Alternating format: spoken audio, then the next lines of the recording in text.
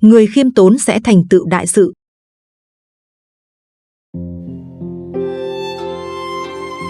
Lão Tử nói, người không tự cho mình là đúng thì trí óc mới có thể sáng suốt, người không khoe khoang thì công trạng của họ mới có thể được khẳng định, người không kiêu ngạo thì sự nghiệp mới có thể phát triển.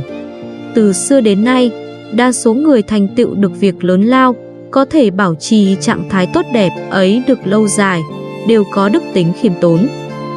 Nói đến kiêu ngạo và khiêm tốn, kinh dịch bản rằng, người kiêu ngạo tự mãn thì đạo của trời sẽ khiến cho suy yếu, còn người khiêm tốn sẽ được lợi ích.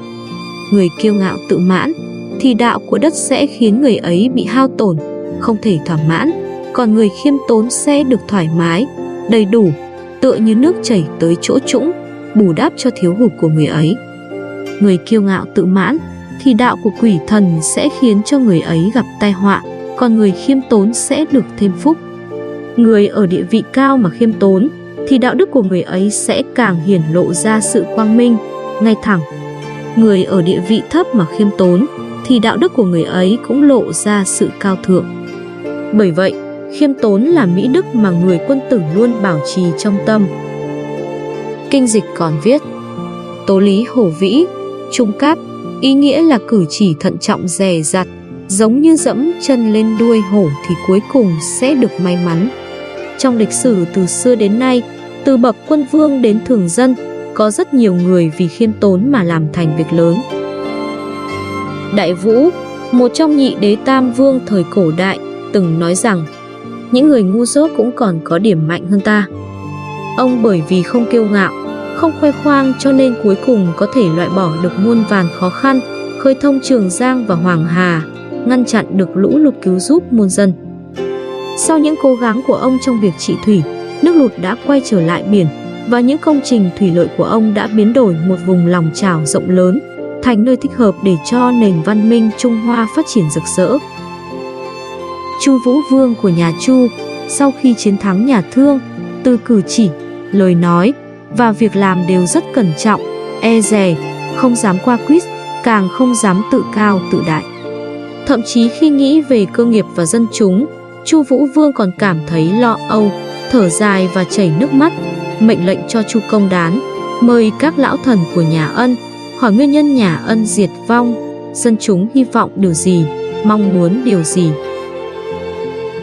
Chu Công Đán cũng là một người tài hoa nổi tiếng, nhưng ông chẳng những không kiêu ngạo, không keo kiệt, mà trái lại còn phi thường khiêm tốn và cung kính.